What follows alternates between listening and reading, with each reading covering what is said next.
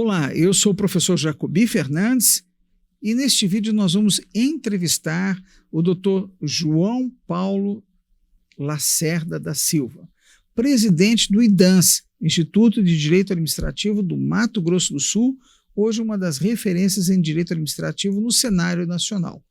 Tanto que é o secretário-geral da Comissão de Direito Administrativo da OAB Federal e presidente da Comissão de Direito Administrativo do Estado do Mato Grosso do Sul, da OAB do Estado do Mato Grosso do Sul. Hoje nós vamos tratar do trabalho da pessoa presa, da oferta de trabalho à pessoa presa. Então, é um tema controvertido, mas na nova Lei de Licitações, na Lei 14.133, de 1º de abril de 2021, no artigo 75 foi dispensável a licitação para a contratação de instituição brasileira, instituição dedicada à recuperação social do preso, da pessoa presa, desculpa, não. A nova lei mudou isso, essa expressão.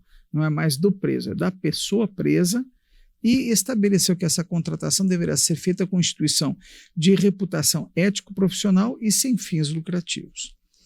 Doutor João Paulo, olá. Como fica a contratação desse permissivo da 8666, que já existia já existia na 8666, agora foi renovado na Lei 14.133. Esse dispositivo é muito utilizado ou existem outros meios de se ressocializar a pessoa presa? Olha, professor, a ideia de ressocialização é muito importante, né?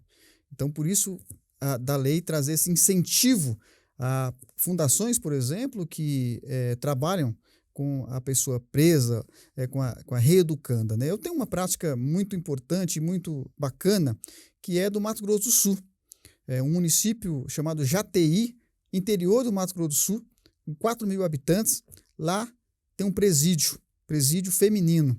E o município ele celebrou uma parceria com o sistema penitenciário do Mato Grosso do Sul, de modo que as reeducandas do regime fechado, veja, a lei de execução permite, né, para obras da administração pública e para serviços públicos, e essas presas do regime fechado, elas saem para trabalhar durante o dia na limpeza pública da cidade, e aí elas recebem lá a remuneração estabelecida pela lei de execução penal e também a remissão de pena. Então, é uma prática bastante importante para que a gente possa divulgar isso também ao longo do Brasil. É importante, inclusive, a gente pensar de que isso não pode ser afetado por uma mentalidade preconceituosa. No Supremo Tribunal Federal também se dá oportunidade à pessoa presa, né? E é importante a gente esclarecer à sociedade que a pessoa presa por um processo de ressocialização, ela pode voltar ao convívio social, além do que, como você mesmo já esclareceu, o dia de trabalho reduz pena, né, em algumas proporções previstas aí na lei de execução penal. Então, é um trabalho diferenciado, né? E eu soube que recentemente você participou de um evento tratando exatamente esse tema, a oferta de trabalho à pessoa presa. Professor, conversei com o prefeito da cidade e ele me disse o seguinte, que no início, ele não foi muito compreendido, porque, veja só, 15 reeducandas do sistema fechado, trabalhando na limpeza pública, das vias públicas, na zeladoria da cidade. E o prefeito disse, olha, as pessoas me paravam na rua e diziam, olha, no lugar dessas pessoas poderiam estar aqui outros cidadãos que não foram presos, que não cometeram nenhum crime. E o prefeito, nos primeiros meses, sofreu essas críticas. Passado algum tempo, o projeto é elogiado por toda a população e por todo o estado de Mato Grosso do Sul. Ou seja, um projeto de sucesso, que deu certo. Trabalho de reeducandos do sistema penitenciário na limpeza pública municipal. E inclusive, a redução de despesa, né? Agora, o que é importante que o senhor colocou aqui para nós foi que essa parceria não foi feita por uma instituição de apoio à recuperação social da pessoa presa, mas diretamente com o poder público. E essa me parece ser uma possibilidade onde não tem essa instituição ainda formada, e de modo que a gente pode atender os interesses sociais, ressocializar a pessoa presa diretamente, até com menos burocracia, não é? Professor, eu acompanhei todo esse processo até a celebração do convênio. O município tinha sérias dificuldades na execução da limpeza pública municipal. Primeiro, tentou terceirização de serviço. Não deu muito certo, gastou muito e a limpeza não estava ficando adequada. Depois, realizou processo seletivo, simplificado, contratação temporária de pessoas para a limpeza pública. Também não deu muito certo. E um trabalho, até em conjunto com o Ministério Público local, chegou-se à ideia, por que não utilizar, já que temos no caso lá, o presídio é na cidade mesmo, por que não utilizar o trabalho dessas internas? E aí veio a ideia, fomos consultar a legislação, porque até então, os juízes e os promotores tinham essa dúvida, né? Regime fechado, se poderia utilizar o trabalho dessas internas do regime fechado. Chegou-se à conclusão de que poderia utilizar o trabalho dessas internas. E hoje, veja só, o município gastava mais de R$100 mil com terceirização. Hoje, esse valor está em torno de R$15 mil, porque ele paga lá 3/4 do salário mínimo, né? Então, está muito, além de ser vantajoso, porque a cidade está limpa, a cidade está bem organizada, também a questão financeira.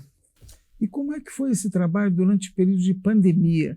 Que o maior problema, inclusive aqui em Brasília, no presídio, foi liberar o preso que tinha direito a sair em algum final de semana e depois retornar ao presídio. Então, eles chegaram até a impedir essa liberação. Como é que foi esse trabalho na época da pandemia? Professor, uma questão inédita aconteceu. Essas internas, o município alugou uma outra casa fora do presídio e essas internas do regime fechado, elas trabalham durante o dia na limpeza e zeladoria da cidade e durante a noite elas se recolhem nesta casa que tem lá. É como se fosse uma casa normal mesmo, né? Com dormitórios, com local para fazer as refeições e sem grande segurança. Apenas um agente penitenciário cuidando dessas internas. Então, quer dizer, é uma coisa inédita. Você percebe que é um projeto que está dando certo. Nenhuma interna sequer cogita em fugir, porque isso prejudicaria o trabalho de todas. Porque elas já conversam entre si. Olha, se algum aqui quiser fazer alguma coisa errada, querer fugir, querer empreender fuga, o projeto vai acabar. Então elas mesmas se conscientizaram e fazem esse trabalho belíssimo. E isso é o ápice da ressocialização, é o preso pensar nos outros, né? E também deixar de voltar para as condições que teriam antes dentro do presídio. Agora, por falar em Covid, que é o nosso segundo tema de hoje, o Congresso Nacional e o Poder Executivo Nacional fizeram um trabalho sobre a formação de uma nova legislação para enfrentamento da Covid, né? Essa nova legislação, a partir do pressuposto do empoderamento do servidor, eliminou muita burocracia na contratação direta, reduziu prazos na licitação, permitiu prorrogações de contrato. Qual é a sua opinião? Esses escândalos que envolveram a aplicação de recursos públicos se decorre da mudança da legislação que facilita a vida do gestor? Professor, o problema não está na legislação. O problema está na pessoa, de quem utiliza a legislação. Você pode ter a legislação muito rigorosa, como alguns dizem que é, por exemplo, a lei de licitações atual, e que nós temos aí escândalos, nós temos casos de corrupção. E aí nós temos também boas práticas com a legislação, o direito provisório, como bem defende o professor.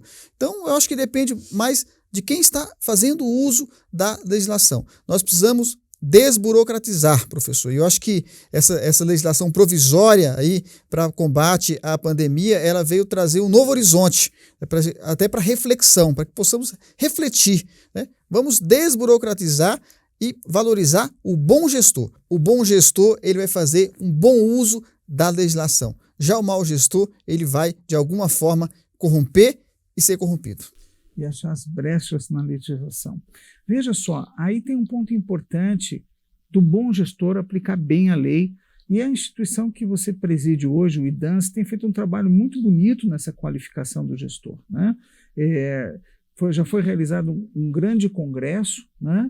E para 2022, o que promete o IDANS? Nós realizamos um grande congresso Congresso Brasileiro de Direito Administrativo em 2019, primeira vez na história de Mato Grosso do Sul que o Congresso do Instituto Brasileiro de Direito Administrativo foi realizado em Campo Grande, Mato Grosso do Sul. E para 2022, nós queremos realizar o primeiro Congresso do Instituto de Direito Administrativo de Mato Grosso do Sul, lá em Campo Grande. O professor, inclusive, está convidado a estar lá conosco. Olha aí, estaremos juntos lá, então, em Campo Grande, no próximo congresso, no primeiro congresso do IDANS, lá em 2022. Né? É um prazer tê-lo aqui, doutor João Paulo. Nós esperamos ter outras oportunidades para levar as opiniões de juristas a você que é um estudioso do direito. Até a próxima vez e acompanhe nosso trabalho nas redes sociais.